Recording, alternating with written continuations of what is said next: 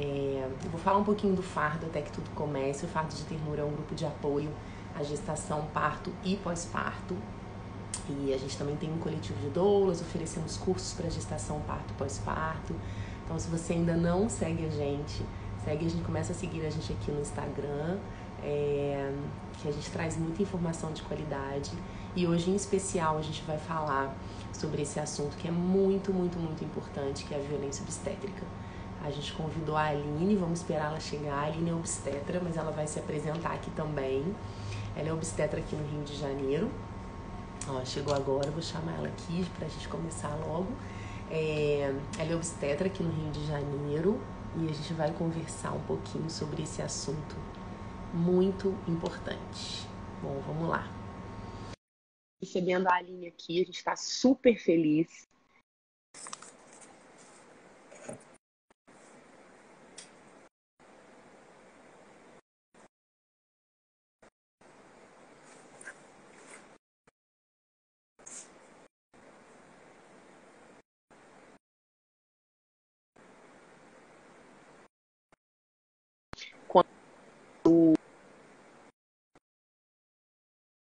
Vocês. Vamos ver aqui. Oi, querida! Oi, tudo bem? Tudo bem? Seja bem-vinda aqui no Fardo de Ternura. É um prazer enorme te receber aqui. A gente estava super na expectativa para esse encontro. Obrigada, prazer é meu pelo convite. Tá ouvindo legal? Tá tranquilo? Tá tudo bem, tá tudo bem. Que bom. Bom, muito obrigada pelo convite, primeiramente, né? Enfim, muito bom poder estar com você discutindo um tema super importante, né? Super Muito urgente, que importante. a discussão nunca se esgota, na verdade. A gente precisa sempre falar sobre isso. Enquanto isso acontecer, a gente precisa falar sobre isso, né? Exatamente. Se Então, apresenta um pouquinho aí para as pessoas te conhecerem também, quem tá aqui no Fardo. bom, meu nome é Aline Portelinha, eu sou médica obstetra, sou formada Uhum. pelo Fernandes Figueira, onde eu trabalho atualmente também como plantonista, tenho participo do pré-natal, do ambulatório, fiz especialização em medicina fetal, faço mestrado no IFF na Fiocruz, trabalho também no Maria Amélia e mais recentemente passei a integrar a equipe do Nascer Carioca, que é uma equipe de parto bem bacana que começou Muito a legal. atuar aqui no Rio. Uhum. E é isso, basicamente isso. Da Que Maria bom. fala. É um novo formato, né, que vocês estão trazendo aí para assistência obstétrica, bem diferente de tudo que a gente já viu no Rio, né? Bem legal. Isso. É inspirado no modelo americano de assistência, na verdade, né? Que é um modelo Uhum. muito mais pautado em assistência pré-natal e plantão, né? É muito Uhum. diferente realmente do que se faz aqui no Brasil de um modo geral e é inspirado no coletivo Nascer de São Paulo, na verdade. Que legal. Eu Então, acho que é um modelo é que traz isso. mais autonomia também para a mulher, né? Para a mulher se Exato. empoderar, entender que ela vai parir com qualquer pessoa, né? Sim, Que ela não precisa exatamente. daquela pessoa para parir, Exato. né? Exato. E assim, isso incentiva essa questão da autonomia, né? E torna o Uhum. modelo mais rentável financeiramente também, né? Porque a questão da disponibilidade integral, 100%, isso agrega um custo ao sistema. Isso agrega um Uhum. custo para mulheres, isso agrega um custo para profissionais, a nível de estilo de vida, uma série de coisas. Isso é Sim. repassado para as pacientes, para as mulheres financeiramente, né? E E aí traz isso. qualidade também, né, Aline? Qualidade de trabalho, porque você ficar 24 horas disponível, 7 dias por semana, é desgastante e faz com que as pessoas os profissionais aos poucos vão deixando de atender mesmo, exatamente por esse cansaço extremo que a gente fica de estar sempre disponível. A gente faz isso aqui um pouco no coletivo de doulas também, a gente ainda não Uhum. tem isso assim de a doula do plantão, mas o fato da gente ter atividades dentro do fardo de ternura e escala de plantão já deixa a gente, tipo, muito aliviada. Eu não Sim, preciso sim. estar em todos os eventos. A Luara não precisa estar em todos os eventos. Isso traz muita qualidade pra gente, né? Sim, é isso que torna, na verdade, um modelo sustentável, né? Porque existe um Uhum. esgotamento, existe uma vida útil para todos os profissionais que atuam nesse Sim. modelo um para um que a gente chama, né? Que é um modelo do médico inteiramente à disposição daquela mulher. Uhum. E isso, na verdade, troca uma figura, uma coisa paternalista por outra, né? Senão essa mulher, na verdade, o processo dela, que a gente acreditou que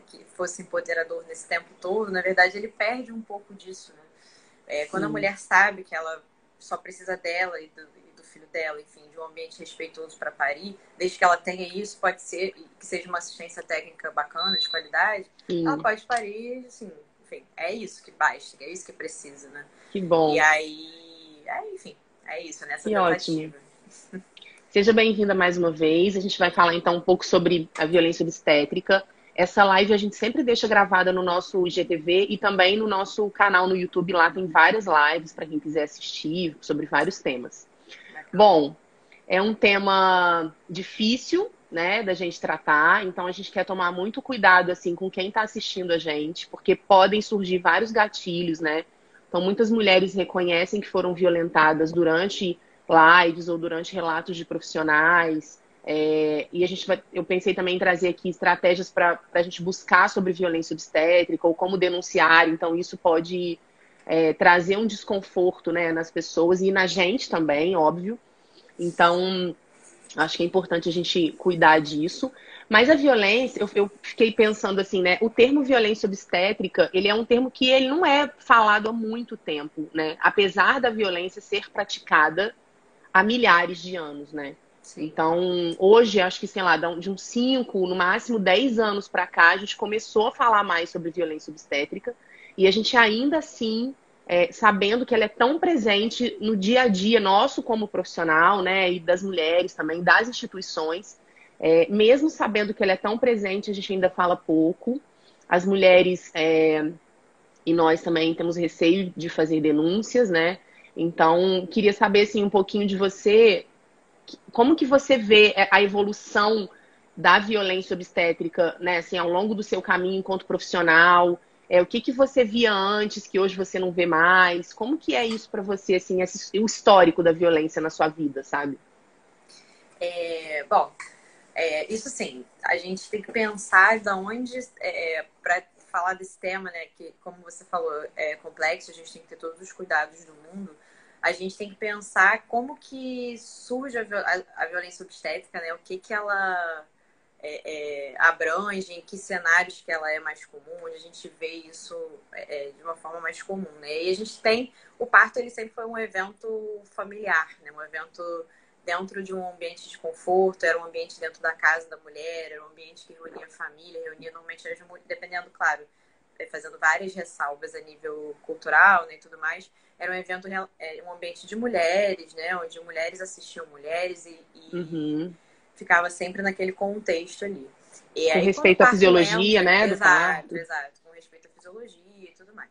No momento que o parto adentra o ambiente hospitalar, a gente começa a ver muitas modificações no cenário. Ele se torna um evento médico, medicalizado, né, desse ponto de vista. E aí começa a se estabelecer a crença de que a mulher não tem o necessário para parir, de que ela precisa, se ela não tiver todo aquele arcabouço, né, todo aquele recurso tecnológico, né, ela de alguma forma ela é incapaz, ela não consegue. Se ela não tiver, né, dentro subservida de milhões de tecnologias, ela parece que ela é incapaz de fazer uma coisa que as mulheres sempre fizeram, né, ao longo de toda Uhum. senão a humanidade não estaria aqui, afinal de contas, né? Então, no momento que o parto adentra o ambiente hospitalar, as intervenções elas começam a ser usadas e oferecidas sem nenhuma parcimônia, na verdade, né? Isso Uhum. começa a incluir uma série de questões. E aí os profissionais ali na assistência daquela mulher, né, em geral, né, os médicos obstetras e tudo mais, de uma perspectiva mais patriarcal, né? Que quem era essa figura que estava assistindo a mulher ali na década, sei Uhum. lá, de 50, na década de 40? É Sim, um homem, o né? homem. Exatamente. E aí a gente começa a entender também a violência obstétrica um pouquinho na perspectiva da violência de gênero, que é isso, né? Que a gente Uhum. comentou nas enquetes aí ao longo da semana até, Sim. que quando a gente começa a entender a violência obstétrica sob a perspectiva de gênero, fica mais compreensível entender toda essa trajetória, né? Que é isso, que Aline, fala. e você percebeu isso logo no início, assim, quando você começou a estudar obstetrícia e atuar nos plantões, ou isso levou um tempinho para você elaborar e perceber? Levou um tempo, assim. Dentro da graduação, eu tinha uma certa análise sobre o que era, né, assistência à Uhum. mulher, assistência ao parto. Enfim, sem entrar no mérito disso, mas entrando também um pouquinho, a minha Sim, graduação importante. tem uma a maternidade de onde eu fiz graduação, que foi na UERJ, tem uma perspectiva um pouco mais tradicional da assistência, né? E aí a gente começa a achar algumas coisas esquisitas, né? Acho que se a mulher está no centro daquele processo, por que ficar numa posição assim tão... onde ela tenha tão pouca mobilidade, né? Por que ser obrigada a ficar naquela posição? E por que ninguém pergunta para aquela mulher se pode encostar no corpo dela antes de encostar no corpo dela? Porque quando a gente fala isso em voz alta, parece óbvio, né? Mas não é óbvio. Isso acontece o tempo todo. As pessoas encostam no corpo das outras, né? O profissional de saúde, e assim, vários profissionais de saúde, sem entrar nem no mérito da profissão especificamente. Eu falo de mim, sem né, nenhum por ser consentimento, médico. né? Sem nenhum consentimento. E vai desde encostar no braço, na mão, até encostar na região genital, né, da mulher. Assim, então você vê que são graduações assim, muito impressionantes, né? E aí eu fui começando isso foi gerando um estranhamento, né? E aí fazer a residência num local que traz uma perspectiva já um pouco diferente dessa assistência, né? Que eu tive, sou grata, né, aos mestres que tive, que me conduziram por outro olhar de obstetrícia, me fez questionar uma série de coisas. Fala, cara, por que ninguém pergunta para aquela mulher se pode encostar no corpo dela? Por que ninguém conversa com ela sobre o que pode ser necessário a nível de intervenção, se ela consente? Porque as pessoas falam em consentimento de uma forma muito mais tranquila em outras especialidades, né, da medicina, outras especialidades do cuidado. Falam, por exemplo, a gente às vezes questiona se uma pessoa que tenha câncer, um exemplo assim, extremo, totalmente fora do nosso contexto, só para ilustrar, né? Então, uma pessoa que tenha câncer, por exemplo, se ela quer se tratar ou se ela não quer se tratar, né? Dependendo do estágio do tratamento. A gente tem várias discussões sobre fim de vida, sobre, né, formas de morrer, sobre consentir ou não consentir tratamento, consentir ou não consentir transfusão de sangue por questões religiosas. Tem várias discussões éticas nesse sentido. E quando a gente fala da mulher no contexto do parir, né, no contexto de nascimento, a gente não traz essa preocupação. Por que a gente não traz essa preocupação, né? E isso também mostra pra gente, né, Aline, desculpa te interromper, que a violência obstétrica, ela traz antes da violência profissional mesmo, né, do profissional que tá ali, questões muito pessoais daquela pessoa. Sim, então, se aquela pessoa, antes de começar a graduação, já é uma pessoa que faz juízo de valor, né, que critica as mulheres porque tem 1, 2, 3, 4, 5 filhos, ou que já tem uma prática racista, homofóbica, ela só vai trazer isso para a assistência dela. Não despertou isso na assistência, né, obstétrica, assim. Eu acho que tem uma reprodução mesmo do que você aprende na faculdade, né, na universidade ali, na sua formação, mas tem também o que você já traz da sua vida, né? Como pessoa, como ser humano, o que você acredita para o outro, como você respeita a outra pessoa. Então isso fica um pouco, parece que na prática obstétrica embola, né, e vem mais forte ainda, né? Você coloca para fora aquilo tudo que você trouxe da sua vida, né? Sim, porque, exato, é isso. E não deveria ser assim, mas em muitos contextos o profissional da assistência exerce uma figura de autoridade, uma figura de poder, onde ele está ali, ele tem, assim, formas e formas de deixar aquela pessoa mais vulnerável. Ou ele vai ter uma postura de ter um cuidado mediado, um cuidado compartilhado, onde aquela pessoa... Tanto que, por isso que algumas pessoas criticam o termo paciente, né? Por essa questão de ter uma postura passiva. Então, o profissional ele pode adotar essa postura de ter um cuidado mediado, de ser um facilitador, na verdade, de técnicas e intervenções, entender aquela pessoa como autônoma do seu cuidado, autônoma do seu processo terapêutico, seu corpo, ou ele pode né? do seu corpo, de um modo geral, ou ela pode ser uma pessoa totalmente que vai exercer, vai se aproveitar desse poder ali simbólico no momento e vai intervir de forma desnecessária, vai fazer coisas sem consentimento. E isso traz com certeza tudo que você está dizendo, né? Da história pessoal do profissional. Mas, assim, isso com certeza é muito importante, né? Eu acho que é mais fácil para uma pessoa que já tem mais ideias progressistas, que não é tão permeada pelas questões patriarcais, né? Que está aberta a essa desconstrução das questões de gênero, que está aberta a desconstrução a nível das pautas raciais e tudo mais. É mais fácil para essa pessoa, talvez, ter uma perspectiva mais respeitosa, mas eu acho que a gente também não pode deixar aspectos pessoais da vida do profissional esse tipo de assistência. A gente tem que tornar isso formal, dentro da formação dos profissionais. Essa perspectiva de assistência tem que ser formalizada, não pode ser... Não tem pode que ser estar... pauta da graduação, Exato, né? com certeza, do ensino médico, do Sim. ensino da enfermagem, do ensino dos diversos profissionais da assistência Sim. relacionados ali ao cenário de partos, de nascimento, de gestação, puerpério, que seja. Inclusive das instituições, né? Assim, a educação continuada nas instituições deveria incluir esses temas, né? Então, se você trabalha numa maternidade pública, eu também trabalhei todos os anos da minha vida no SUS, e a gente não vê isso na pauta como educação continuada. A gente vê temas muito técnicos, assim, vamos falar sobre isso, mas não fala sobre questões raciais, questões socioeconômicas, né? Não Com fala sobre certeza, gênero, não fala com sobre certeza. machismo, sobre patriarcado e como isso influencia na assistência. Então, acho que essa é Sim, uma boa estratégia para as instituições, né? Que possam incluir isso nas suas pautas e agendas de graduação e de ensino. com certeza. Não dá para se falar em mudar sistema sem a gente pensar num tripé. Eu sempre falo isso, um tripé que envolve ensino, pesquisa e assistência, né? Porque a gente Uhum, tem que, ensino, a gente tem que se preocupar, assistência é óbvio, né? É mais imediato de entender. A gente tem que se preocupar com uma assistência já de qualidade, desde já, desde uhum, ontem, na verdade, para essas mulheres e para as famílias e tudo sim, mais.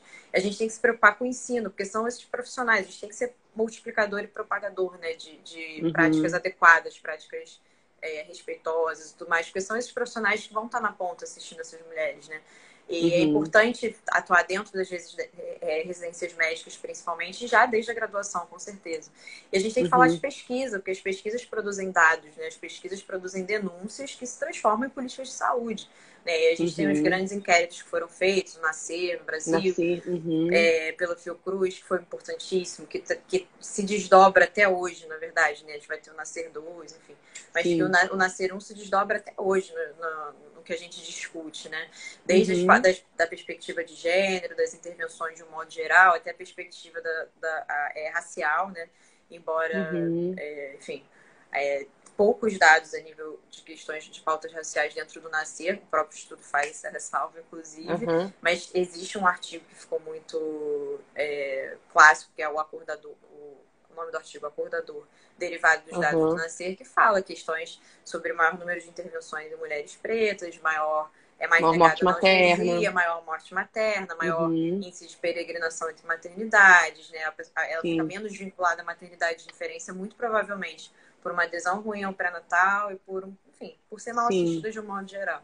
Então, é E assim, claro. Tá, desculpa. pode continuar. Vai cortando, porque se não Não, deixar, eu eu vou acho aqui, ó. interessante a gente falar dessa parte das pesquisas, porque a gente hoje valoriza, a gente não, né? Acredito que nós duas e aqui no Far de Ternura a gente valoriza muito a pesquisa, mas a gente tem pesquisas que falam que uma a cada 4 mulheres sofre violência obstétrica no Brasil. E aí a gente abriu aqui uma caixinha de uma enquete, né? Perguntando para as mulheres, na sua maioria, que é quem segue a gente aqui no Fardo de Ternura, se as mulheres já conheciam alguém que tinha sofrido violência obstétrica. E a gente teve um resultado de 98% das mulheres disse que sim, que já conheceu um caso, já conhece alguém que sofreu violência obstétrica. Isso é muito alarmante, né? Isso é um número muito alto. Um a cada 4 já é um número muito alto, né? Porque a gente tem 25% das mulheres no Brasil sofrendo algum tipo de violência, mas 98% das mulheres reconhecerem a violência praticada a uma outra mulher é um número muito exacerbado, né? E o que me chama a atenção, Aline, é que muitas mulheres ainda não sabem o que é violência obstétrica. Acreditam que a violência obstétrica está associada principalmente ao parto normal, o que não é verdade, né? A gente pode falar um pouco sobre isso aqui. Então, eu queria que a gente comentasse um pouco esses números e também conseguisse passar para as pessoas, assim, em quais lugares a violência obstétrica pode ser encontrada desde a gestação até o pós-parto. Como que a gente consegue identificar a violência desde a gestação até o pós-parto? Sim, é muito alarmante. E me surpreende, na verdade, fazendo até uma provocação. Só um quarto das mulheres, na verdade, se entendem como que sofreram violência obstétrica, que conhecem alguém Uhum, sofreram violência obstétrica, porque, na verdade, dependendo da definição que a gente usar e de como a gente entender assistência obstétrica no Brasil, esse número com certeza vai ser muito vai maior, né? aumentar. A gente sempre comenta que a violência obstétrica ela pode começar na porta da maternidade, né? E ela pode ser feita por qualquer profissional da assistência. A gente tende a falar Uhum, muito do profissional médico, porque, em geral, é o profissional que tem mais arcabouço, assim, para ser o praticante dessa violência, né? Dessa sim. figura de autoridade onde às vezes ele se coloca dentro do cenário do parto. Mas, de fato, a violência obstétrica ela pode ser feita por qualquer profissional da assistência, pode ser feita no pré-natal, né? A partir do Pela momento, secretária do consultório, né? com certeza. A partir de qualquer juízo de valor que é feito sobre aquela mulher, sobre o processo de gestar e parir sobre ela, é uma forma de violência, né? Qualquer negativa de acesso ao serviço de saúde é uma forma de violência. Então, assim... Qualquer violência física, qualquer violência psicológica, qualquer violência verbal que a mulher se sinta subjugada, inferiorizada, com medo, com insegurança, é considerado violência obstétrica. Sim, com certeza. E é isso, a gente tem desde os clássicos, né? Episiotomia, Cristelélia e tudo mais, frases ditas, né? Hoje, é que eu falo, hoje em dia, a gente tem que ressignificar isso, porque a violência obstétrica não é mais, na maioria dos cenários, falando a nível de Rio, região metropolitana, né? A maioria das violências não é mais o famoso, né? Na hora de fazer não gritou, não é mais isso, né? Na hora de fazer não doeu, enfim, essas coisas. Não é mais isso. A violência obstétrica vai se transformando e vai morando mais nas sutilezas. Às vezes nem tanta coisa assim, né? Mas vai morando nas sutilezas. É isso. Negar analgesia porque o anestesista do plantão tá, sei lá, fazendo sei lá o que, tal, não quer fazer, acha que só pode... Ou porque o parto vai demorar um pouquinho mais, né? Vai ser um parto um pouco mais lento e eu tenho hora para ir embora. Isso, ou porque o anestesista só tá ali para fazer hack para cesárea, que não é verdade. Colocar ocitocina sem avisar para a mulher, sem explicar para a mulher, sem oferecer para a mulher, se ela, né, por que talvez seja necessária essa ocitocina. Ocitocina, aí todo mundo fala, ocitocina no parto é violência obstétrica? A priori não, mas pode ser.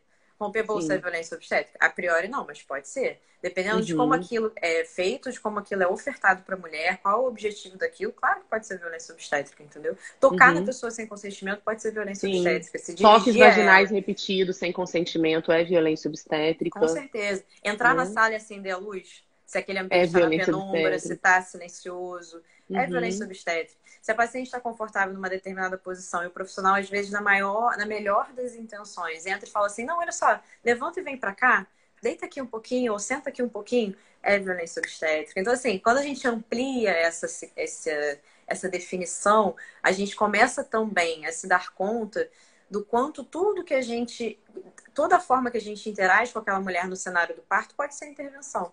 Conversar com a mulher no parto pode ser intervenção. Se no momento, naquele momento ela não tá para conversa, ela não tá te acessando, você enquanto profissional, isso é intervenção, entendeu? Se você fala com ela, fala, ó, respira. Se você fala respira no momento errado, isso é intervenção. E conforme a gente vai vendo sabe isso... que eu tenho ouvido, assim, que eu ouvi essa semana, que, cara, me incomodou muito, me incomoda muito, é assim... Então agora, eu não posso fazer mais nada? Então agora eu preciso ficar à mercê da mulher? Então agora ela pode fazer o que ela quiser comigo? Porque na hora que der ruim, quem vai ser acionado sou eu. É o meu carimbo que está no prontuário. Então é uma justificativa muito desleal com aquela mulher que está parindo, né? É uma justificativa totalmente... Eu acho que eu não consigo nem conversar, nem discutir assim, com uma pessoa que traz um relato desse, sabe? Porque a pessoa achar que a mulher está dominando o profissional, não, porque assim ela vai me dominar, assim ela vai, né, tomar conta da minha assistência e depois quem vai responder sou eu, isso é muito, muito opressor, né, no nosso sistema obstétrico, assim. Então, isso é bem comum acontecer, né? Assim, eu vejo isso com bastante frequência, assim, né, nas equipes que a gente acompanha. Esse discurso de eu não posso deixar ela tomar conta de tudo, porque senão eu perco a mão, né? É difícil a gente conversar com pessoas que partem de premissas tão diferentes, né? É muito difícil, às vezes, assim. Eu digo isso pelos meus próprios colegas mesmo. E, assim, graças a Deus eu fui direcionando o meu trabalho, os meus cenários de prática para lugares onde isso acontece menos. Não dá para dizer que não acontece, seria utopia dizer que não acontece.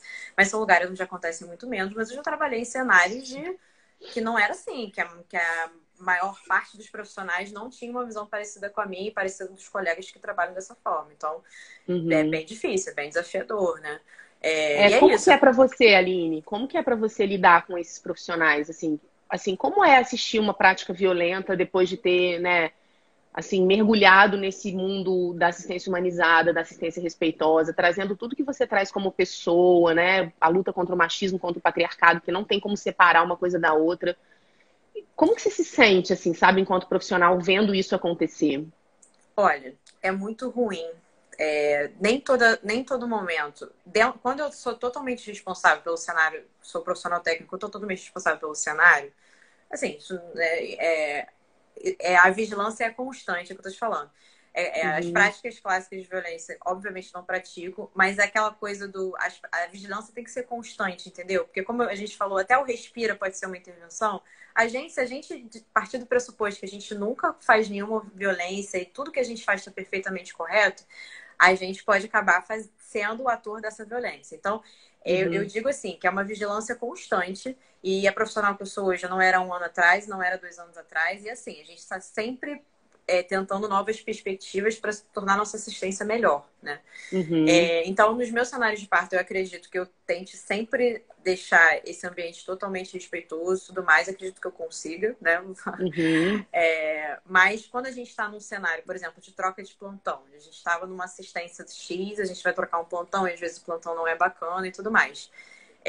Eu já vivi momentos assim, de eu sair da sala, tipo, sair da sala chorando, assim. Eu falei, cara, com dorzinha no coração. chorando firme, real, assim, chorando. Falei, cara, E assim, é um momento onde você tem vontade de falar, para tudo, sair gritando ali, falar, cara, não faz isso, não sei o quê.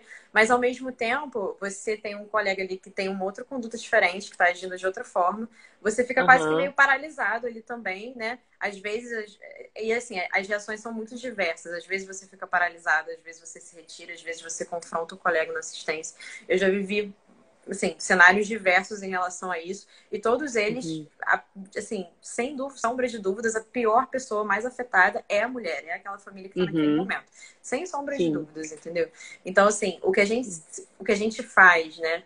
A Maíra até postou recentemente sobre isso, sobre como que os profissionais que lidam de uma forma respeitosa se sentem num cenário onde a hegemonia não é essa, onde a maioria dos da sim, nossa assistência obstétrica no Brasil ainda é muito violenta. Como que a gente lida uhum. com isso? A gente se cerca de pessoas que pensam igual, né? A verdade é isso, que é todo mundo juntinho ali, ninguém solta a mão de ninguém, como ficou popular. Vai entrando nessa bolha, né? Assim, e a gente Exatamente. olha para o lado e fala, não, isso aí não me pertence, então eu vou afastar, né? Exato. A gente dá todo mundo Ninguém o quer braço, acompanhar um parto violento, né? Ninguém quer ninguém acompanhar um quer. parto violento, né? E aí E eu você já. fico pensando assim, como que as pessoas chegam em casa depois de praticar violência? Porque eu me lembro a primeira vez que eu acompanhei um parto muito violento, eu acho que eu demorei assim uma semana para elaborar aquilo que eu assisti, aquilo que eu vivi, sabe? E até para dar conta de dar esse suporte para aquela mulher, né? Enquanto doula que sabia que tinha sofrido violência. E é muito difícil. Até hoje eu acredito que você também faça isso. A gente se questiona sobre a nossa assistência. Com Será que foi certeza. legal isso que eu fiz? Será que não foi Uhum, legal? Será que teve alguma interferência negativa ou não? Porque somos passíveis do erro, né? uhum. Mas o profissional que faz isso diariamente, que pratica violência diariamente, eu fico me perguntando como é assim o retorno para casa, sabe? Se Sim, pra gente é tão ruim, pra eles como deve ser, né? exato. Eu vivi muito isso, a gente vive isso muito na residência também, né? Porque alguns Uhum, preceptores, eles estão ali e aí a gente não tem o que fazer, a gente pode se negar.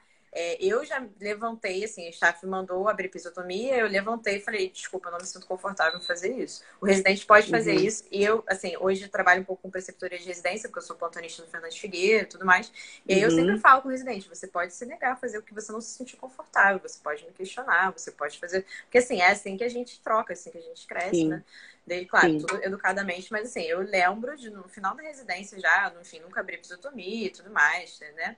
A gente Uhum, sabe que não é uma prática hoje em dia com respaldo em evidência científica, na maioria dos casos, né? Enfim, se é que existe uhum, alguma indicação, enfim, essa questão. E aí eu lembro de ter levantado e falado, não, desculpa, eu não me sinto confortável. A staff foi, enfim, fez a uhum. epísio, questões, mas Aqui, fala. a gente tem uma pergunta aqui, eu acho que a gente pode falar da EPIS exatamente logo depois que a gente responder essa pergunta, porque tem muita gente que ainda não considera a episiotomia uma prática violenta, né? Mas eu acho que a gente Uhum, pode falar bastante sobre isso. Aí a Celina perguntou quais os tipos de violência obstétrica e como identificar.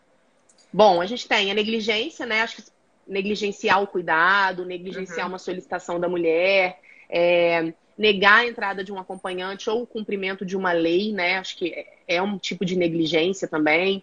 Ou aquela mulher que fica lá no leito, abandonada, também pode ser um tipo de violência, né? Violência física, que aí a gente entra na prática de episiotomia, Cristeler, Qualquer obrigatoriedade intervenção de sem posição, consentimento, qualquer intervenção sem consentimento. E sim. aí, especificamente da episiotomia, eu acho que vale a pena a gente falar um pouquinho, porque tem isso, né? Acho que de um pouco tempo para cá que as pessoas começaram a falar, não, episiotomia é uma prática violenta. E Uhum. quando a gente fala que a episiotomia é uma prática violenta, é também por ser considerado uma mutilação genital, mas é porque a gente não tem evidência científica que corrobore a prática, que diga, faça porque é legal, faça Uhum. porque vai ter um desfecho bacana, ou faça porque você vai prevenir uma asfixia neonatal, ou você vai reduzir o tempo, né, do período expulsivo, enfim. Como é isso, assim, para você hoje na prática? É. Bom, assim, eu que eu sempre falo, nunca fiz episiotomia, nunca me vi numa situação onde eu olhasse e falasse, olha, realmente isso aqui eu acho que vai ser necessário. Não, eu nunca vi isso. A gente, como você mencionou, a gente não tem evidências que incentivem a prática, né? Aham. A realização de episiotomia para melhora de desfecho, a gente não tem isso. E é isso. Eu acho que o principal até dentro da episiotomia tem gradações. Eu não acredito, não trabalho, não faço. O profissional que faz, se ele achar que tem que fazer, se a mulher tiver autorizada, primeiro, ele precisa comunicar, ele precisa da autorização, ele precisa de anestesia, ele precisa de uma série de coisas que nem são feitas. Então, assim, é Uhum. até complicado a gente falar se a discussão deveria ser essa, tá? Se faz ou se não faz. E assim, eu acho que não faz. Mas Sim. até pro Se for profissional que fazer, como faz, deve fazer. é tão absurdo a gente saber que tem gente que faz sem anestesia, que tem Sim. gente que faz. E assim, a episiotomia é uma coisa que vai assim, até a nádega da mulher, assim, uma coisa assim, grotesca. Assim, as pessoas. Até a técnica, existe a técnica sem ser uma coisa absurda, né? Sim. Assim, eu acho que enfim, qualquer episiotomia é questionável, né? É absurdo, mas até pensando com a cabeça do profissional que acha necessário em algumas formas, porque eu acho assim, sempre que a gente quer dialogar com alguém que pensa diferente da gente, a gente tem que Para fazer um trazer a pessoa para o nosso esforço, lado, né? a gente tem que fazer um esforço de tentar entender Sim. o que a pessoa pensa para conseguir bater Sim. o papo, né? Mas até pensando com a cabeça do profissional que acha necessária essa intervenção, existem formas de fazer isso assim, né? Com o mínimo assim, da Sim. coisa, né? Mas enfim, assim, é isso. Eu não faço, nunca fiz. Não, Sim. a Você acha que técnica. você acha que a gente vai caminhar para a episiotomia da mesma forma que a gente caminhou para o Cristeler, que acho que é legal a gente falar também, que é aquela manobra de empurrar a barriga da mulher para acelerar entre aspas, né? O processo do nascimento, que já é uma prática não recomendada pela Organização Mundial de Saúde, já é Sim, sim. considerada legalmente violência obstétrica Já aqui é no estado do Rio de proscrita. Janeiro, já é proscrita. Você acha que a episiotomia vai caminhar também Eu para esse acho, fim, assim? porque eu acho, assim, eu vejo os residentes que estão se formando hoje em dia, eles já olham a episiotomia, que era uma coisa super normal até 10 anos atrás, Uhum. eles olham com muito estranhamento, Ah, eles que se ótimo. sentem muito desconfortáveis quando eles estão num cenário onde, onde enfim, o preceptor faz isso, ou diz que tem que fazer, muitos já não querem fazer, como eu me Aham. neguei, muitos já não querem fazer, já acham uma coisa, se sentem muito desconfortáveis, eles se sentem assim muito, eles se sentem Uhum. enquanto profissionais também violentados de presenciar aquilo, né? Enfim. Então, eu acho que vai caminhar para isso também ao longo dos anos, né?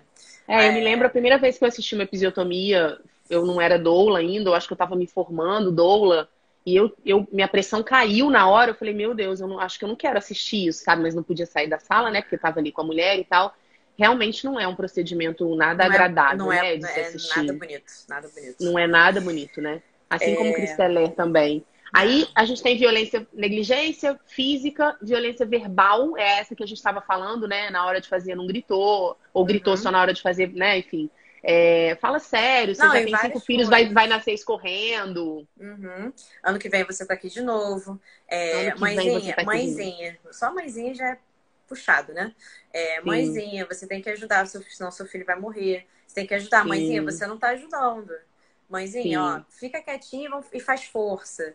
É rapidinho, então quando você vai, né, examinar sem consentimento, é rapidinho. Aqui é só, não, rapidinho. sim. Enfim. Tem as violências verbais também, que algumas são super camufladas de incentivo, né? Que na verdade Uhum. de incentivo não tem nada, né? É um Mas é que push eu sempre, dirigido assim, respira, isso, muito bem, você isso, tá tudo bem, eu tá sempre ótimo, falo. isso, é isso mesmo. Deixa a mulher, eu falo, assim, a gente conversa entre a gente, né? Tanto entre os colegas quanto com os residentes, falo, cara, deixa a mulher te buscar. Deixa a mulher te buscar. Não se faça excessivamente presente no cenário, entendeu? Deixa a mulher te buscar. Sim. Se ela quiser um incentivo, ela vai ter um contato com o visual com você. Ela vai falar qualquer coisa. Ela vai interagir com Ela vai você te se ela pedir, eu quiser. preciso de ajuda, eu não tô conseguindo Exatamente. agora, Isso, né? ela vai precisar, entendeu? Se você ficar. Sim, Parte do princípio que o seu silêncio é melhor do que você falar uma coisa inapropriada, sim. né? Você ficar ali com ela, ao lado dela, silenciosamente, às vezes é a melhor coisa que você pode fazer. Normalmente Sim. né? Aí tem. É. Fale a mulher no trabalho de parto somente o indispensável. Tipo aquele aviso que tem do motorista No no ônibus. ônibus antigamente. Fale a mulher somente o Exatamente. indispensável. É isso. Se você comunica, se você precisar, olha, vou ouvir seu neném aqui, tá? Aí você ouve o batimento do bebê, comunica só. É só isso que você precisa interagir com ela na maioria das vezes, entendeu?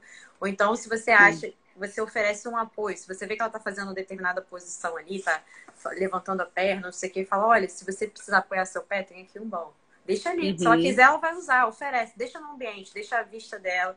Deixa... Às vezes não precisa nem falar com ela. Se você colocar ali no cantinho, às vezes ela vai olhar, Exatamente. vai Você não buscar. precisa oferecer a água, você pode deixar a Não, água deixa a pertinho, se água ela quiser, ela vai ali. pegar a Isso. água, Ela né? vai pedir, ela vai sentir no expulsivo, é muito comum sentir Sim. sede, né? A gente vê isso. E ela vai querer, ela vai pedir água, eu tô com sede. Aí você oferece a água. Às vezes E essa questão do silêncio é muito importante, porque a mulher, quando ela entra na fase ativa, principalmente ali chegando próximo do expulsivo, ela precisa estar em silêncio. E qualquer fala pode tirá-la desse lugar de concentração, de imersão, de profundidade, que ela precisa entrar Uhum, em contato para o processo fluir, né? Então, acho que também não é não falar nada, mas se uhum. for falar, fale só o que for preciso mesmo, né? Sim. Porque vai ser importante. E a violência psicológica, assim, como que você vê isso na sua prática, sabe? É exatamente isso. Se você não fizer isso, seu filho vai morrer. Ou muito no consultório que a gente vê discursos baseados no medo, Uhum. né? Então, olha, isso aumenta muito o risco de você, uma parto normal depois de uma cesárea, depois de 2 cesáreas. Isso pode aumentar muito o risco do seu útero explodir, de você sangrar, de você morrer.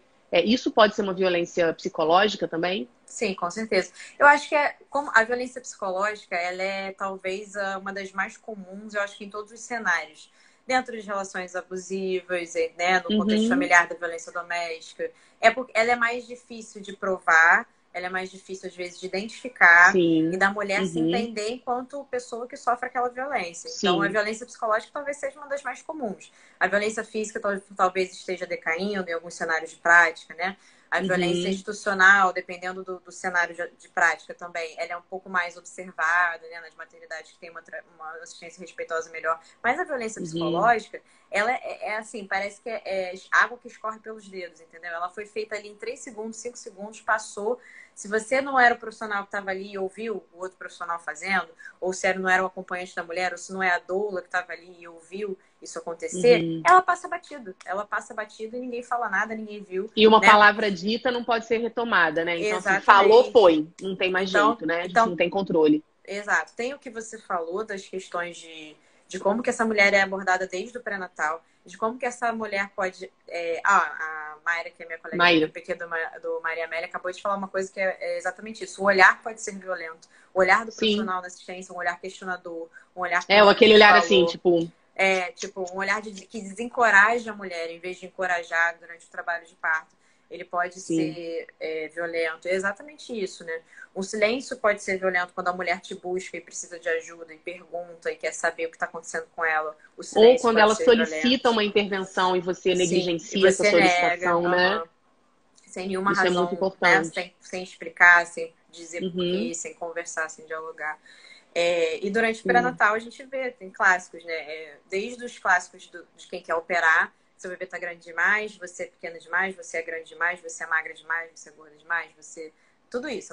A mulher parece que Uhum. ela nunca tem o que é preciso, né, para parir. De alguma forma falta alguma coisa. Sempre falta. Parece que sempre E é falta tão na nossa cultura. interessante, né, Aline? Porque a gente vê mulheres parindo, assim, em qualquer condição dessas aí que você falou. Gorda, magra, alta, baixa, Com certeza. branca, negra, qualquer mulher. É claro, assim, a gente não gosta muito de falar assim, você foi feita para parir, seu corpo é perfeito, porque tem mulheres que vão precisar de intervenção, tem mulheres que vão ser submetidas a uma cesariana, né, de emergência ou intraparto, mas essa descrença no corpo da mulher, de que o corpo da mulher é capaz de dar conta, né, daquela mulher que está parindo, é capaz de dar conta do que foi proposto para ela ali no nascimento daquele bebê.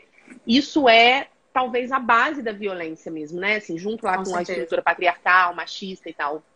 E a gente vê muito isso, né? Muito, muito, assim, principalmente nas redes sociais, práticas muito gordofóbicas, né?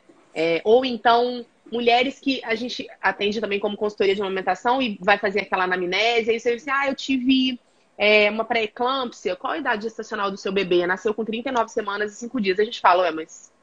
Então ela não sofreu. Então ela, por um lado, ela foi violentada, porque ela não teve a assistência que ela deveria receber, Sim. Que é uma indução ou uma interrupção, de acordo com o desejo dela, com 37 semanas.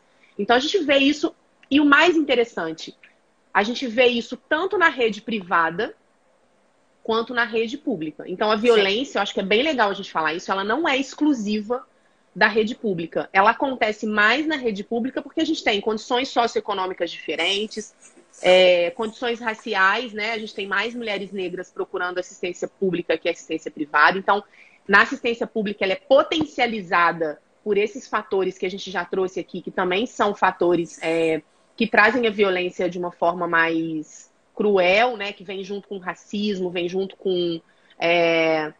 enfim, com todas essas diferenças que a gente trouxe, mas ela também acontece dentro dos consultórios, na zona sul do Rio de Janeiro, né, praticado por médicos, por mulheres que estão pagando caro pela assistência, né, também. Porque às vezes a pessoa acha que não, se eu for pro SUS eu vou sofrer violência. Não necessariamente, né? Não, e é isso. Eu acho que, na verdade, só é diferente, né? Cada uma tem suas nuances. E dentro da assistência privada, né, da saúde suplementar, a gente tem muita violência que simplesmente não é vista, porque nesses cenários, em geral, não é um cenário multiprofissional. É um cenário de um profissional só, um médico obstetra, enfim, uma médica obstetra. E aí esse profissional, ele tá ali, então assim, ele pode fazer o que ele quiser, porque não tem testemunhas, entendeu? Além daquela família, daquela mulher, às vezes é uma mulher que não tem doula, não tem enfermeira obstetra também na equipe da assistência, não tem outros profissionais que acabam servindo por testemunha, entendeu? Então essa mulher, às vezes na assistência privada, ela tá até mais à mercê de determinadas violências, que vão desde uma indicação, de uma cesárea sem indicação, até as violências que a gente citou aqui, né? De partos com muita intervenção, partos violentos, violência psicológica, negando também indução na idade correta e tudo mais, negligências. Ela está muito mais suscetível até do que a mulher da rede privada, né? Do SUS, perdão. A mulher da rede pública. E na mulher da rede pública, às vezes ela tem mais testemunhas, e aí ela tem mais chances que alguém, durante aquele processo, pare e fale: não, peraí, isso tá errado, isso não é bacana, isso não é assim. E Mayra colocou uma coisa bem interessante que eu ia falar agora, assim, na rede privada, ela vem disfarçada de um cuidado extremo. Isso. É assim, se fosse o meu filho, eu faria assim. Se fosse o meu filho, eu faria assim. Vai ser muito melhor assim, né? Eu tô fazendo isso porque eu me preocupo com você, porque eu quero que você fique bem, pela sua saúde. Então, isso acontece bem também, né, na rede privada. Você tem razão. E é isso. E o que diferencia, né? Eu vi também passar uma pergunta aqui mais cedo, quais são as formas de violência, que a gente já comentou. E também o que diferencia. Às vezes a gente vê histórias de nascimento, né? São partos que tiveram intervenções, que eventualmente foi uma indicação de cesariana, foi feita uma cesariana, e a mulher se sente respeitada naquele processo. Ela entende que tudo aquilo foi necessário, que tudo aquilo foi dialogado com ela. E que, independente do desfecho, foi um nascimento respeitoso, entendeu? E a gente vê também um cenário totalmente oposto. A mulher teve um parto normal, tudo mais, mas ela se sente extremamente desrespeitada ao longo do processo, porque de alguma forma foi negada informação, foi negado, às vezes, o contato pele a pele que ela queria, ou cortar o cordão da forma que ela desejava, a posição que ela desejava parir negada sem nenhuma justificativa, sem nenhum diálogo, sem nenhuma razão, obrigaram ela a ficar de uma determinada forma e é isso. Então, assim, às vezes a violência obstétrica, ela independe do desfecho, ela independe do cenário e ela tem milhares de formas de acontecer. Então, é por isso que é tão importante a gente falar sobre isso, né? Porque... E a elaboração do parto, né, é uma coisa tão interessante, porque às vezes a gente, como doula, acompanha um parto que foi um parto respeitoso, né, mas com nuances de violência ali. E quando a mulher elabora, parece que ela não percebeu, sabe? Uhum. Porque é exatamente isso, assim. Ou ela apagou da memória aquilo que ela sofreu, ou aquela violência foi feita fora da sala de parto, né? Quando a gente vai solicitar analgesia para o anestesista e ele fala, eu não vou porque não tem indicação, Uhum. ou eu não vou porque não é hora. Então, ela não percebeu porque ela estava lá dentro, né, aguardando o anestesista chegar. E fica difícil fazer essa elaboração, né? De que sim, eu sofri violência. Foi Uhum. difícil para mim quando eu peguei a cópia do meu prontuário e falei, sabe, eu mandei mensagem para as pessoas para perguntar se aquilo era violência ou não. Não é fácil você elaborar e falar, nossa, eu sofri violência, né? Não é fácil isso acontecer. E na rede privada, a gente tem essas nuances, mas na rede pública, a gente tem tudo isso, violência psicológica, negligência, e também tem a violência verbal, que eu acho que é o que a gente vê muito no SUS, né? Associada às práticas de racismo, do patriarcado, que eu acho que a gente não pode deixar de falar aqui de Com jeito nenhum, certeza, né? com certeza. Mulheres negras são as mulheres que morrem mais em decorrência do parto, são as mulheres que têm menos analgesia, né? Menos acesso à analgesia. E você percebe isso na sua assistência lá no SUS? Sim, com certeza. A gente vê, o Nascer trouxe pra gente também um dado que, num primeiro momento, num olhar desarmado, parece um dado bom, que é, por exemplo, a taxa de cesárea entre mulheres pretas é menor do que entre mulheres brancas. E a gente, num primeiro momento, a gente pensa assim, nossa, mas então isso é bom, né? Mas na verdade a gente tem que pensar onde a gente vê isso. A gente vê isso no Brasil. Onde é que cenário? No Brasil, a cesariana é o que é legal, né? Uhum. Então, quando a gente vê mulheres negras sendo menos submetidas à cesariana, será que não é por uma questão de negligência, de abandono? Será que não é por aquela cultura do que é a mulher negra mais resistente, ela pode sentir dor mesmo, que é Ou ela não está justificada? sendo ouvida na sua solicitação de uma cesárea, né? Sim, Agora eu não quero exatamente. mais, agora eu quero uma cesárea. Exato. E entra na mesma razão pela qual ela tem menos analgesia, né? Então, assim, então, Uhum. nem essa questão de ter menos cesárea, na verdade, isso não é um dado bom, né? Dentro desse cenário, Uhum. se a gente for fazer todas essas ressalvas, essa relativização, isso também não é um Sim, dado bom, entendeu? Então, com sim. certeza, a gente tem que ver o recorte racial, o recorte socioeconômico, que a gente tem as Uhum. diferenças entre saúde suplementar e o SUS, todos os recortes Uhum. possíveis, né? Isso que você falou de se entender vítimas de violência, isso é difícil em toda e qualquer forma de violência, né? Na violência sexual Uhum. isso é difícil. A mulher demora às vezes percorre um caminho muito longo mentalmente para se entender Sim. enquanto vítima de um abuso sexual, de um estupro, né? Uhum. Então, assim, para a mulher também que sofre violência psicológica dentro de um relacionamento ou que sofre violência doméstica mesmo, dentro as Uhum. vias de fato, né, violência física dentro de casa, ela às vezes também percorre um caminho longo mentalmente, socialmente, para se entender enquanto vítima daquela violência, enquanto uma pessoa que sofre, uma pessoa que pode, dependendo do Uhum. cenário, né, que pode reagir contra aquilo que não é errado. Então existe culpa Uhum. nesse processo. A mulher acha que de alguma forma ela fez por merecer aquela violência, né? É, sabe que é muito comum e é muito curioso. Isso sempre me impressiona, sempre me deixa muito reflexiva que por melhor que seja a assistência ou por melhor que seja o mais acolhedor que seja o cenário de parto, não é raro a mulher parir e pedir desculpas depois. Sim, Desculpas porque ela gritou. Desculpas porque sim, houve um momento de perda de controle, porque é um evento avassalador. Nascimento é um evento avassalador sim. sempre, né? Ou porque ela se movimentou de alguma forma ali um pouco Porque mais ela acha brusca, que te encostou em atrapalhou. alguém. Exatamente, porque ela acha Sim, que te atrapalhou de alguma forma. Então você fala sim. desculpa, você nasceu seu filho, não tem desculpa de ninguém. Tá Eu tudo que tenho que me bem. adaptar aqui a esse cenário, Tá não é tudo você que tem que se bem. adaptar ao meu, né? Assim, você vê em que lugar, de que lugar essa mulher fala, né, para achar que ela precisa pedir desculpas, sendo que ali a Sim. pessoa mais importante da sala É claramente ela. é ela, o filho dela, a família. Então, Sim. assim, olha como isso é simbólico, né? Eu tenho que ter certeza que todo profissional que já viveu isso, de estar com uma mulher que pede desculpas depois que nasce, né? Então, Sim, com assim, certeza. Inclusive durante o trabalho de parto, né? durante. E o que essa mulher traz com ela na trajetória dela também, para achar que ela precisa pedir desculpas de alguma forma, né? São Sim, muitas culpas. Ser mulher é isso, é trazer culpas ao longo da vida, né? É ter o corpo sim. tutelado pelo Estado constantemente. Você primeiro, você não pode uma série de coisas, mas você também tem uma série de obrigações, né? Você não pode usar um short curto, se não tá pedindo, você não pode fazer uma série de coisas, mas você tem que ser mãe, você tem que parir, você tem que, né? Você É a tem maior muitas dualidade, obrigações, né? muito. É um corpo tutelado Você muito pode ser mulher, mas diferente. você não pode, né? Você pode ser Isso. mulher-mãe, mas você não pode mais nada, só isso. Você tem que engravidar, mas se você engravidar e não quiser, você tem que parir de qualquer forma. Você também não pode interromper a gestação, né? Se você Sim, exatamente. então, assim, é um corpo muito tutelado o tempo todo. Tipo, todo mundo tem um palpite para dar para grávida, todo mundo tem um Sim. palpite para dar para mãe que acabou de parir. Então, assim, é a tutela assim, do início ao fim. No momento que você nasce mulher, se torna mulher, você é tutelado do início ao fim. Mas eu acho que a gente Né? aqui não escolheria nascer de outra forma, né? Eu acho que se eu jamais. voltasse, eu volto uma mulher, com certeza. É muito mais interessante. Não, gente. Sem nenhuma... Mesmo com tudo isso. Com tudo né? isso.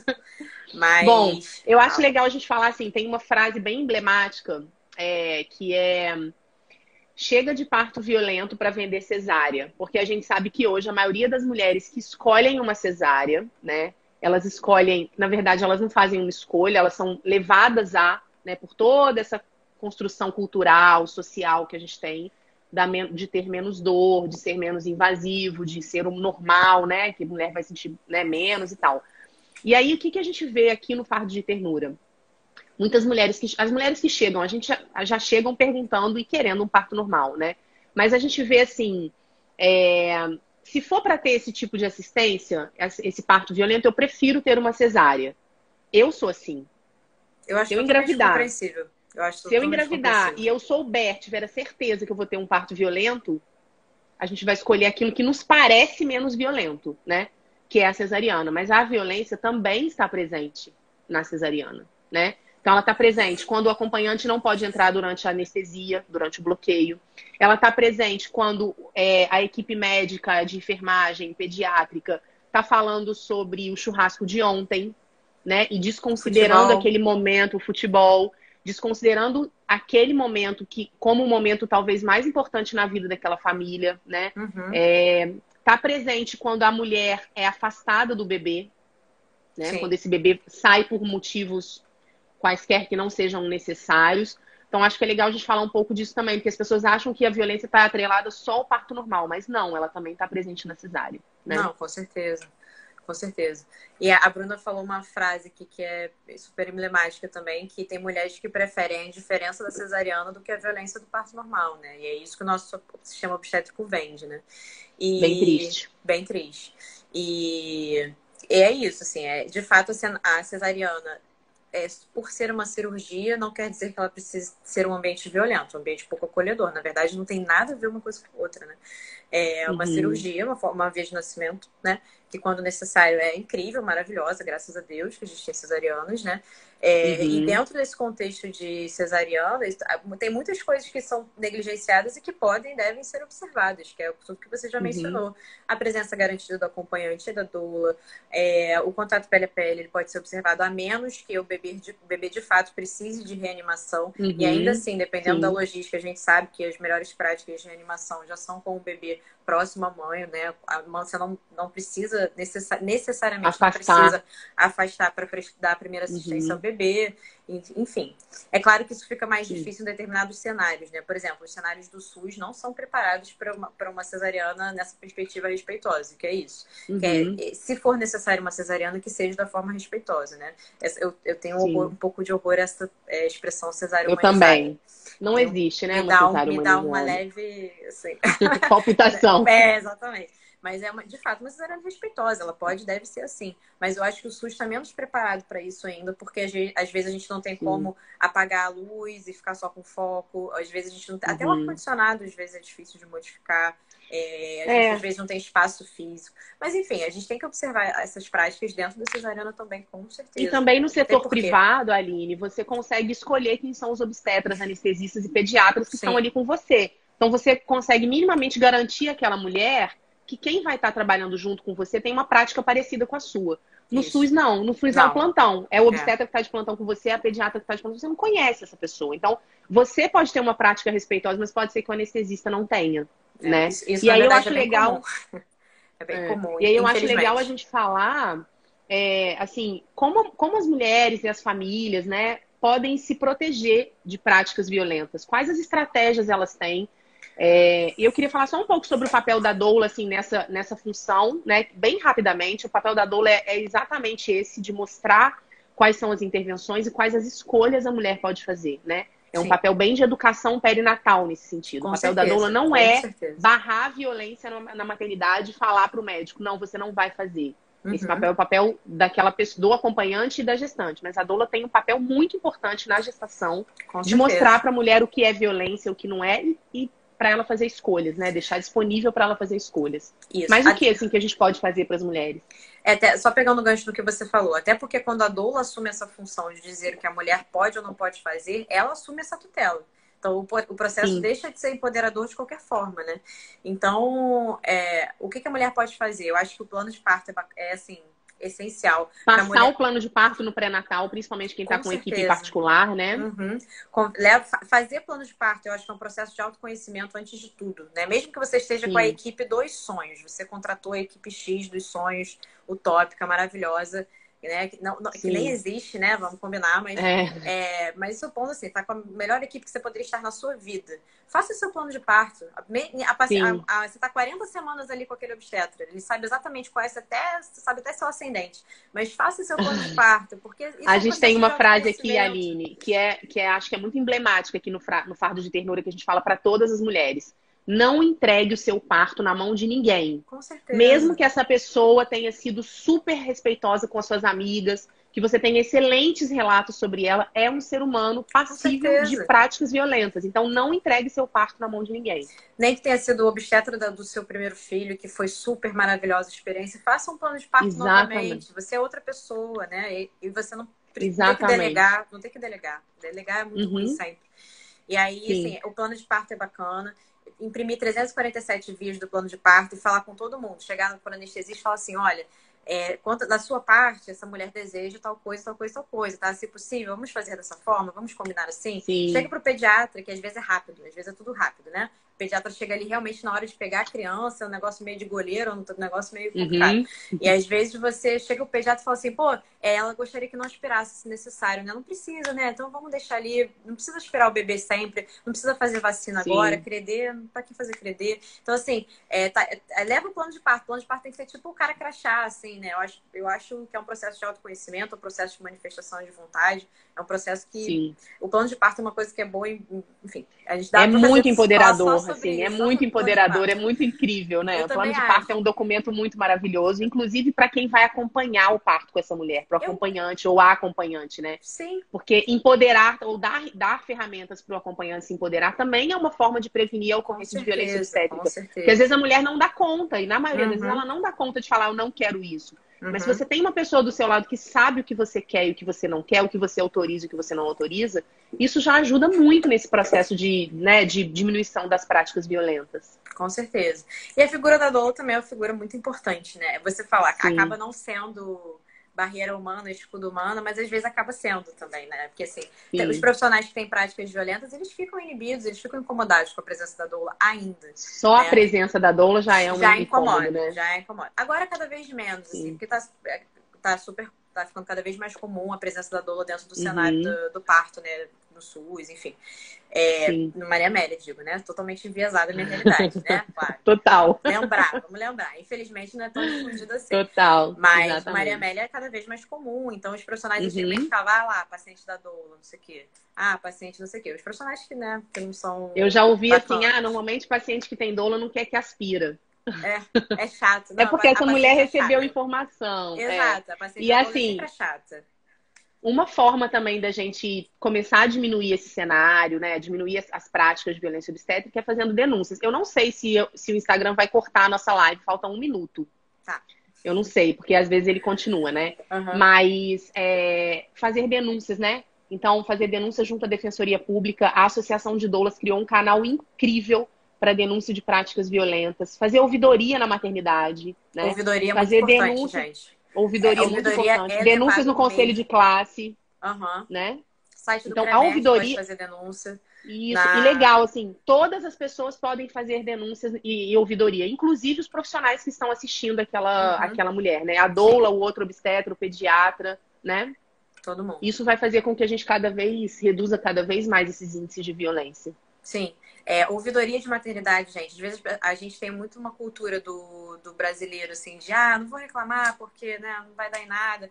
Cara, ouvidoria de maternidade, no Maria Amélia, sempre que a gente recebe elogio ou crítica, chega mesmo, assim, manda e-mail, o profissional recebe, dependendo do que for, manda no grupo da maternidade. Então, assim, as ouvidorias chegam. Às vezes é omitido o nome da pessoa, né?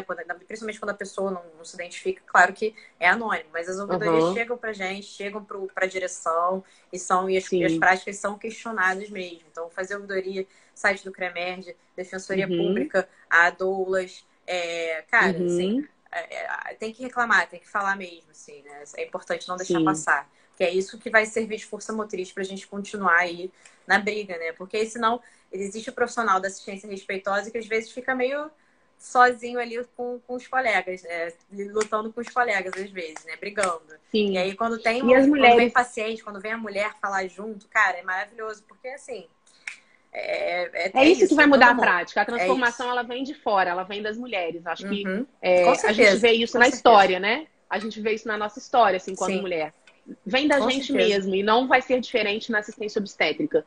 Quanto mais mulheres estiverem ali solicitando pelos seus direitos, lutando pelos seus direitos e fazendo ouvidoria, fazendo denúncias, a prática vai se transformando, né?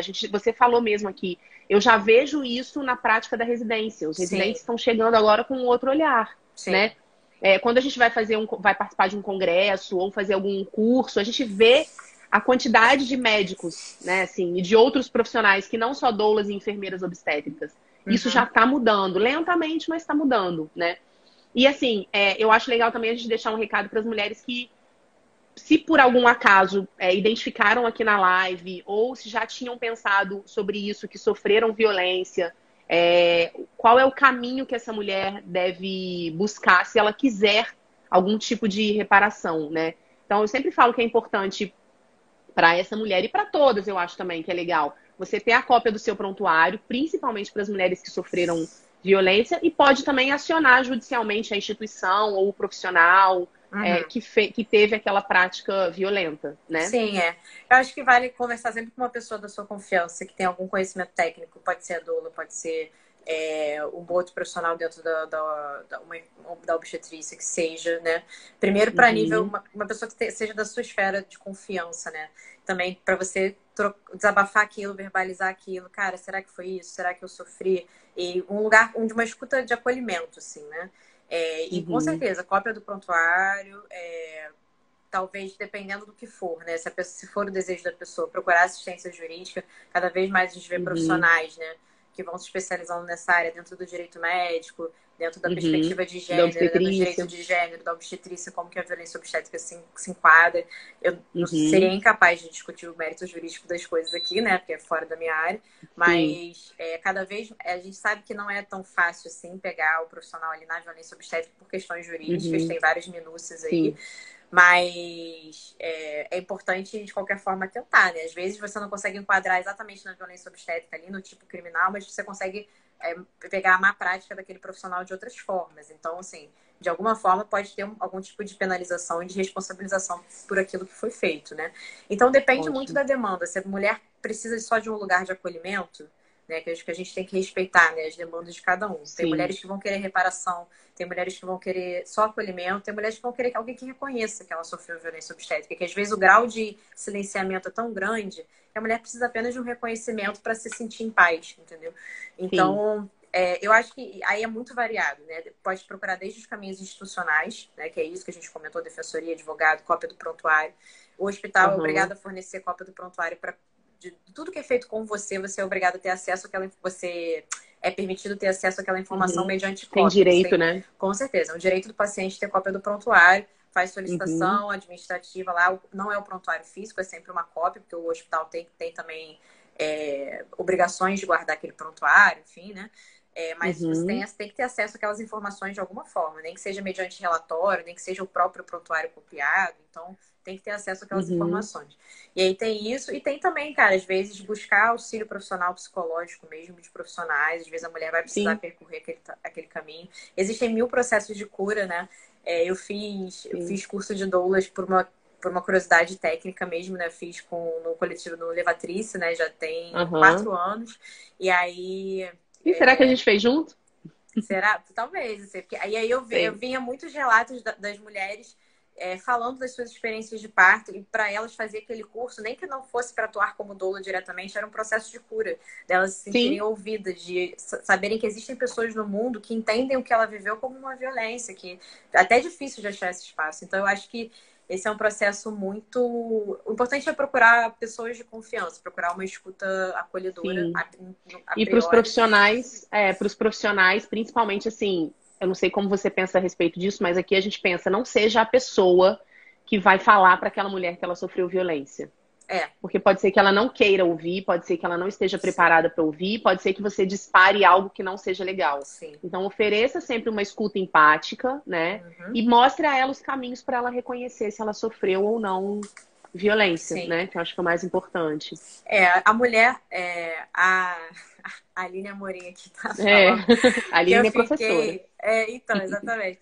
Eu lembro que eu era residente na época e eu não contei pra ninguém que eu era residente médico obstetra, né? Eu fiquei camuflada ali, assim, o máximo possível. E aí, porque eu Aham. não queria, não por nada, assim, mas eu não queria justamente que de alguma forma a minha presença quebrasse aquele ambiente de confiança, né? Do tipo aqui, temos uma médica obstetra entre nós, assim, sabe? Aquela coisa. Não vamos poder falar o que a gente quiser, então. Sei lá, nem sei, talvez nem fosse fazer nenhum efeito disso, mas eu não queria que de nenhuma forma isso fosse Aham. algum fator de estranhamento, assim, no ambiente, né? Então, mas no final das contas acabou que alguém falou que eu era residente, eu falei, ai, gente, aí me expliquei, tive que me explicar, né? Porque todo mundo se apresentou Aham. e eu não falei o que eu era e tal, só me apresentei, assim. Aí no final eu acabei me explicando, Aham. mas enfim.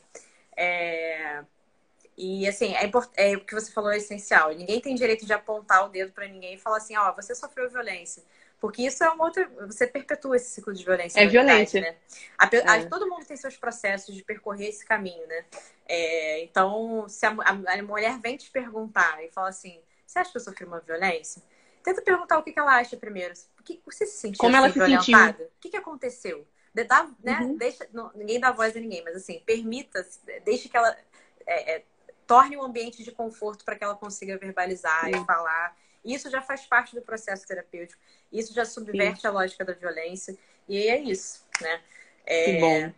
Não, Bom que você pensa assim também. apontar dedos nunca é o caminho para nada na vida, né? A Seria melhor difícil. solução, Não. verdade. Mas Bom, enfim. eu queria te agradecer muito. Acho que foi um papo muito bacana. Acho que a gente conseguiu abordar todas as possibilidades.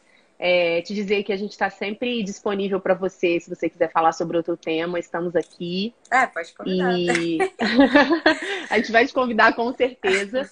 Espero que a gente esteja juntas assim logo em algum parto para a gente Com se conhecer certeza. pessoalmente. E que você tenha um bom domingo e que todo mundo que passou por aqui tenha recebido a informação que veio buscar. Obrigada pelo convite mais uma vez. Apesar do tema espinhoso, né, e necessário, foi um super agradável bate-papo. Foi E leve. é isso. Quando vocês quiserem, é só Que chamar. bom. Muito Tá obrigada. bom? Aproveita seu domingo e boa Vocês semana. também. Tchau, gente. Tchau, Obrigada. tchau. Então, gente, só falar aqui para vocês que a live vai ficar gravada no nosso YouTube e também no nosso IGTV, tá bom? Um beijo para